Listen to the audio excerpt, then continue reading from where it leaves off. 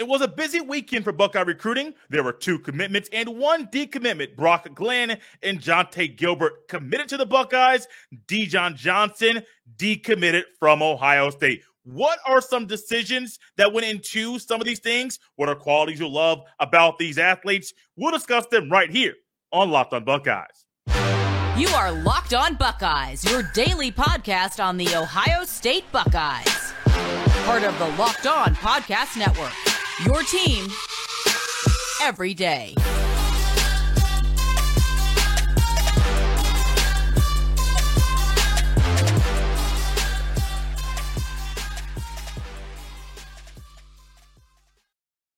What is up, Buckeye fans? Welcome back to another episode of Locked on Buckeyes for the Locked on Podcast Network. I'm your host, Jay Stevens, also the host of the Jay Stevens Podcast. It is Tuesday, August 2nd in the year 2022, and I want to thank you for making Locked on Buckeyes your first listen or first watch of every single day. On today's episode, we will be joined by Mr. John Garcia Jr. He is the director of football recruiting at Sports Illustrated and Locked On's Football Recruiting Insider. We have John back once again. Had John on weekly for a while. Schedules didn't match up, but we're glad to have John back as Brock Glenn commits, Dijon Johnson decommits, and Jonte Gilbert committed. All 3 of these happened. These announcements happened in a short period of time, and I am oh so happy to have John back with us to discuss these decisions. And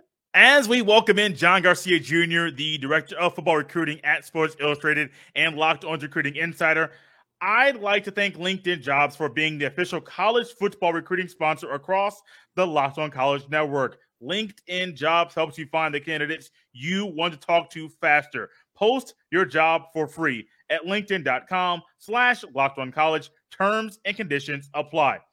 I believe the last time we had John on the show, we talked about quarterbacks and Austin Novosad, Brock Glenn being 2 of them that were at the top of the Buckeyes board as far as 2023 quarterbacks the Buckeyes were currently going after. Austin Novosad, I still believe he is committed to Baylor, has not gone away from that commitment. But over the weekend, the Buckeyes got a commitment from 4-star quarterback Brock Glenn. He's been someone we talked about on this show quite a bit. And John, he is now committed to be an Ohio State Buckeye. Yeah, great get. Obviously, this 2023 class is loaded at quarterback, but not so easy to recruit the position when you've got, CJ Stroud on your roster now, a lot of depth behind him, and Dominic Raiola ready to go in 2024. So not easy for the Buckeyes to navigate that, but they find a way to get home, as they say, in locking in Brock Glenn, which was no layup. I mean, his name is Auburn Brock Glenn. So, I mean, there's a lot of Auburn ties, in terms of his family. So I think they were probably the school that had the most longstanding shot and relationship with him. So certainly that was an uphill battle. After the Auburn buzz, Florida State captured a lot of the buzz. They had lost their quarterback commitment right after the Elite 11, where Brock was of course at. And at that moment, it felt like, okay, well, Brock's going to take his place. But then a little bit more time went by. And Ohio State just kind of kept hanging around until Brock gained some clarity and picked the Buckeyes over the weekend. And I think that is a really banner recruiting job by the entire staff there, because I think you always considered OSU 2 or 3 in that race for Brock. And a lot of schools would bow out at that point and move on to other targets.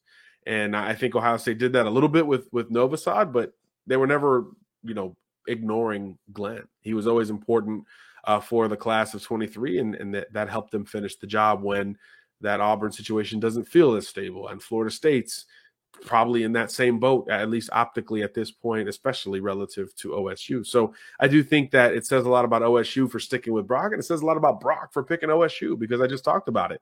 Stacked quarterback room.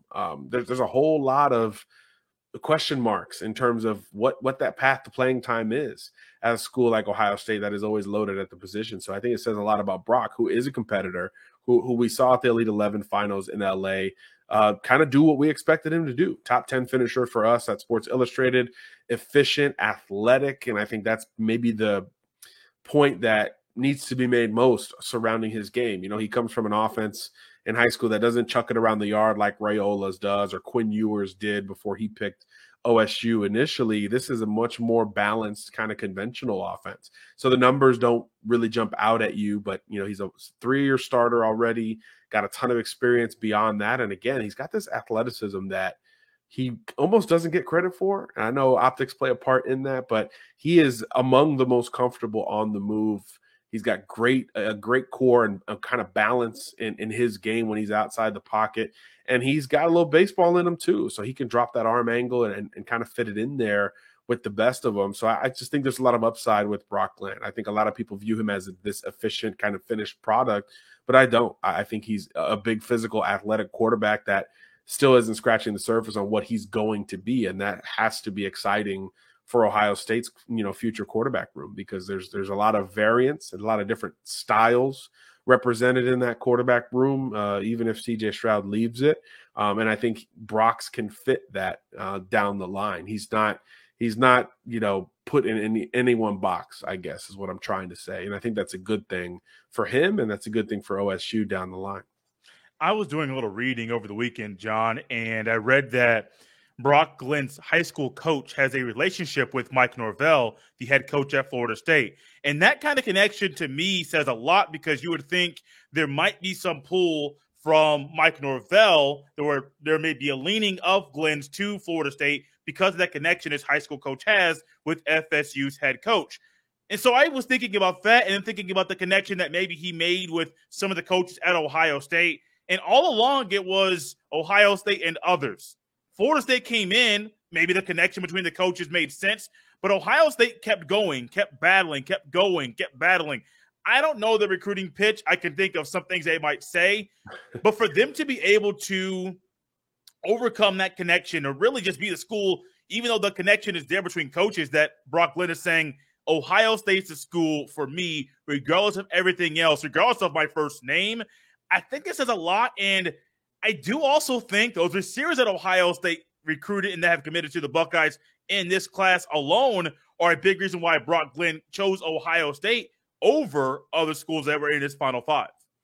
Yeah, some great points there, Jay. Obviously Norvell's got the connection to Memphis because he was the Memphis head coach before he ended up at Florida State. And yeah, there were certainly more ties and a more easy, I guess, argument to build for Brock to pick a couple other programs, even geographically, right? Yeah. Auburn and Florida State. I mean, both of those make a lot of sense from that standpoint. But again, I think it says a lot about Brock, who's a really competitive kid. I think that's really the thing I took away most from watching him in the spring towards watching him in the summer. In the spring, it was like my first physical impression. I'm like, man, this kid's pretty darn good. So I was focused on the throwing and all that stuff.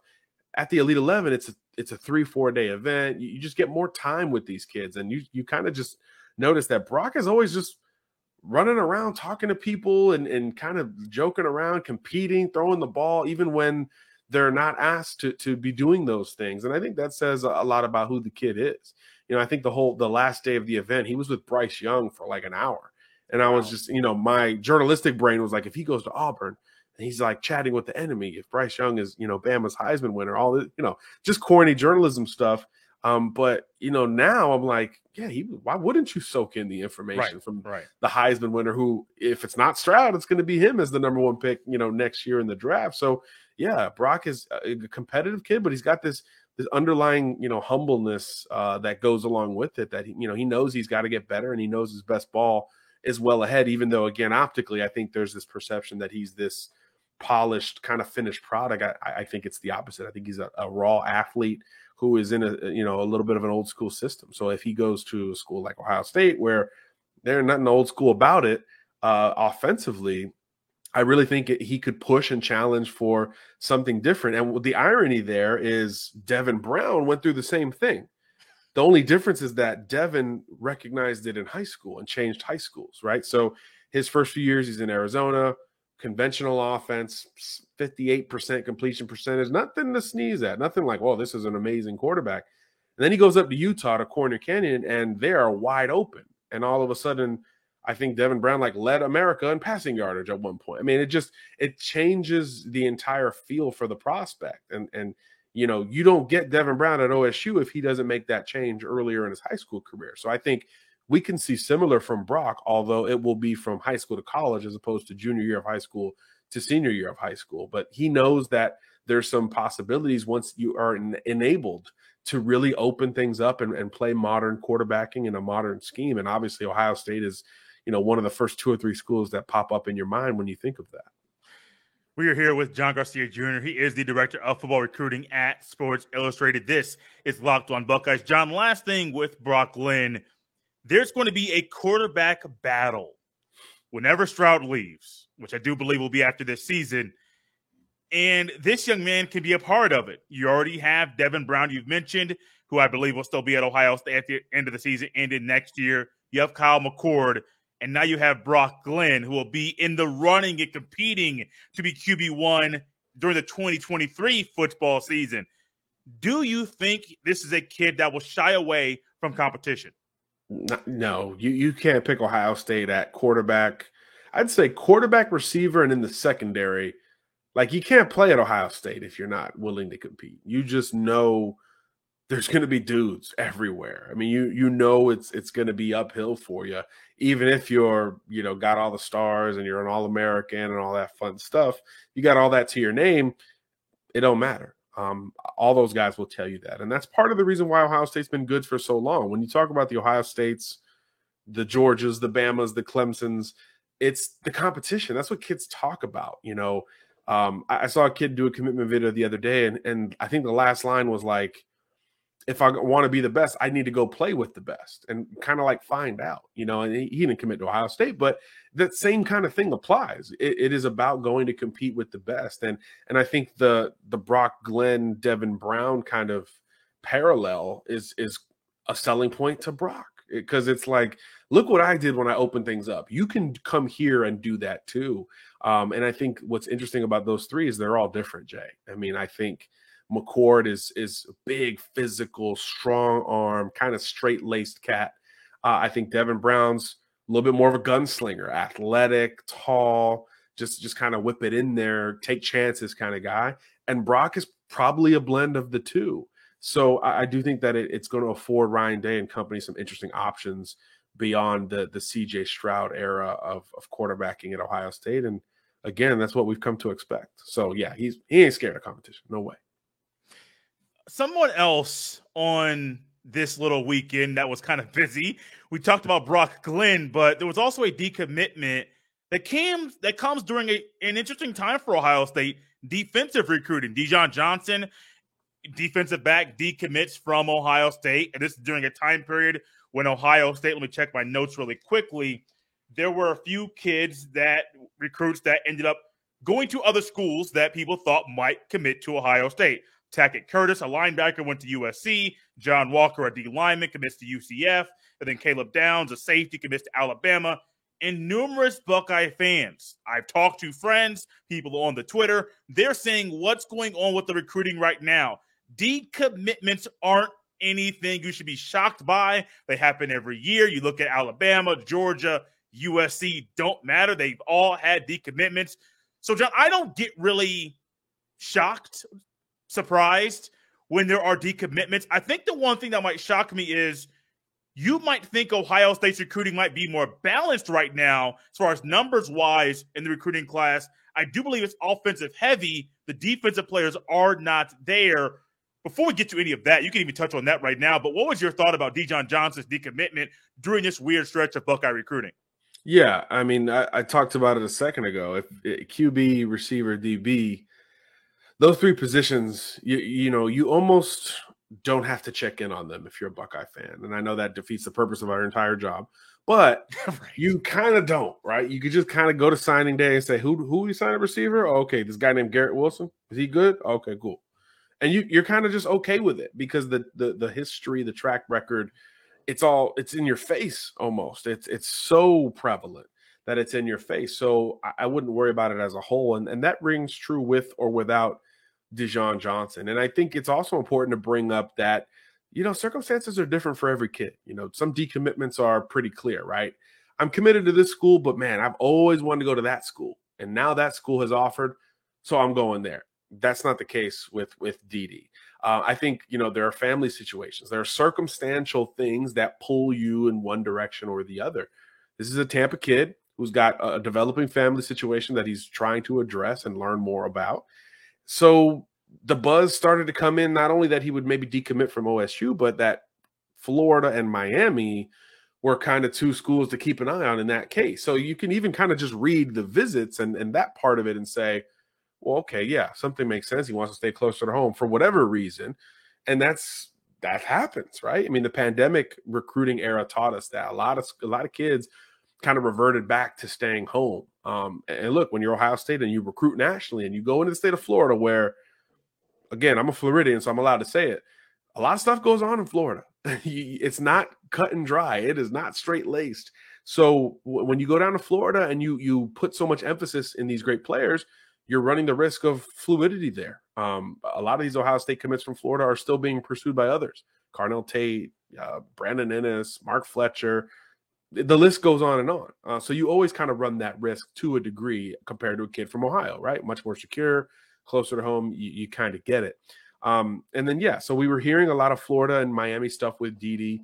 He shows up at Florida. I was actually at the camp Friday night. I saw him there myself. A lot of time with the coaches there at UF. And then there was talk that he might go visit Miami to wrap up his weekend. That trip didn't happen. So I think that could have maybe narrowed the thinking for Dede if he wants to come up with a final decision sooner rather than later. But one step at a time, the big news here is that he's decommitted from Ohio State. But it's not always, again, I don't think this was a situation where OSU pushed him out. I don't think it was a situation where he was even angry or upset with anything OSU did. I just think sometimes the circumstances are what they are, and you have to adjust accordingly as a young adult, which with these kids are really should be considered because of the decision and the weight that comes with picking a college. So sometimes you just got to do what you got to do, as they say, and I think that's more of what this is surrounding Johnson rather than OSU pushed him out the class or pissed him off, for lack of a better phrase. You mentioned some of the things that people might be thinking about. Sometimes we forget about the family dynamic and how your family, whatever it is going on, might dictate what college you're going to go to. Yes, the school's Miami, Florida, different place right now defensively or as a team, as a unit than Ohio State is. But sometimes our family is kind of a huge deciding factor. And that's just, I've been talking a lot on the show about just regular everyday people, like people that are like regular students. Well, they have some of the same thoughts when they go to a school as the athletes do as well. Also, John, some athletes just want to stay home just no matter what. Like, Ohio, they may say, oh, Ohio State's a great school, I want to commit. But then once it gets closer to school starting and then signing that national letter of intent, it's like, maybe I want to stay closer to home so my mom, my dad, my grandma can watch me play more often than if I went to a school literally 10 plus hours away if you're driving in a vehicle. And so you touched on a lot of things, but sometimes just family is really important. You kind of have to alter your decision that you're making because of some things going on internally in your family.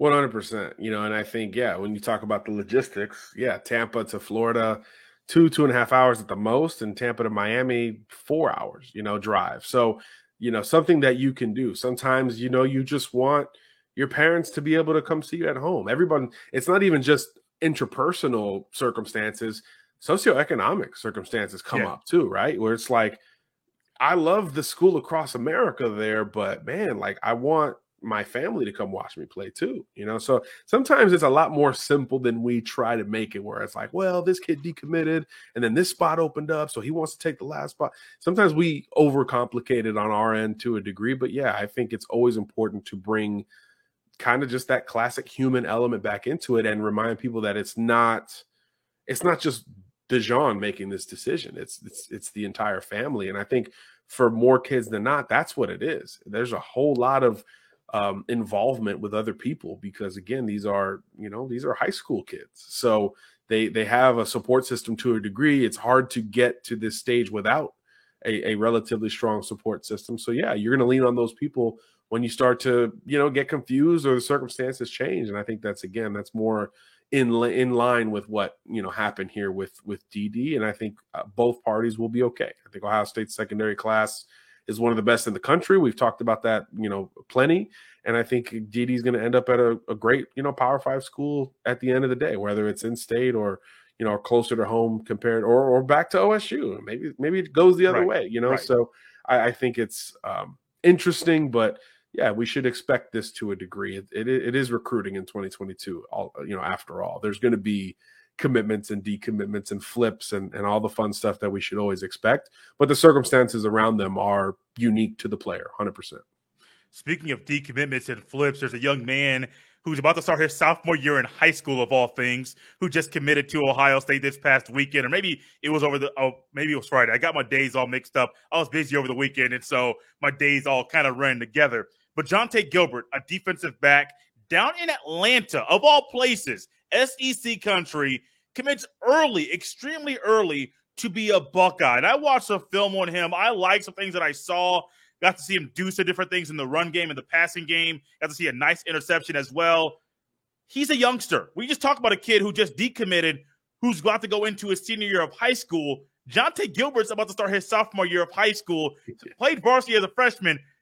But think about decommitments and flipping to another school. All those things go into account when thinking about this young man.